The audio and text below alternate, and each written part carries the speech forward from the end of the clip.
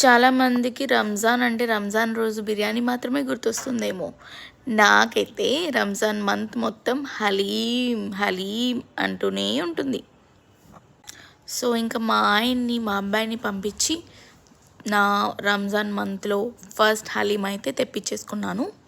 And మా వారైతే నాకు సర్ప్రైజింగ్గా తందూరి కూడా తెచ్చేశారు. నేను తందూరి తిని దగ్గర దగ్గర 1 year పైన అవుతుంది. నేను ఇంకా రీసెంట్గా ఎవరో చెప్తే విన్నాను అనమాట. చిత్తూరులో ఎంజే కెఫేలో తందూరి చాలా బాగుంటుంది అనేసి ఇంకా టేస్ట్ చేయాలి ఒకసారి అని మా ఆయనకి చెప్పాను ఒకసారి ఎప్పుడో. ఇంకా మా ఆయన వెళ్ళి ఆ తందూరి కూడా తెచ్చేసాడనమాట.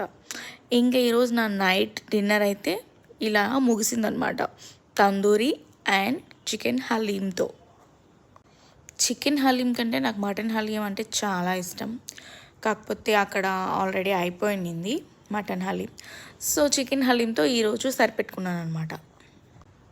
ఇంకా తందూరి చూసేలోపు నా మనసు అయితే ఆగలేదు. నేనైతే ఫస్ట్ టైం మా చిత్తూరులో తందూరికి గ్రీన్ చట్నీ ఇవ్వడం చూసింది. చాలా అంటే చాలా చాలా చాలా బాగుండింది. యాక్చువల్లీ హలీం అయితే వేరే హోటల్లో తెచ్చిండేది, తందూరి అయితే వచ్చేసి ఎంజే కెఫేలో తెచ్చారు. ఎవరైనా తిని ఉంటే టేస్ట్ చేసుంటే బాగుంటే ఒక లైక్ కామెంట్ కూడా ఇవ్వండి. ఇది తిన్న తర్వాత వీక్లీ వన్స్ అయినా ఖచ్చితంగా తందూరి తినాలని నా మనసుకైతే అనుకున్నాను. అలా తింటున్న చూసి దిష్టి పెట్టకండి.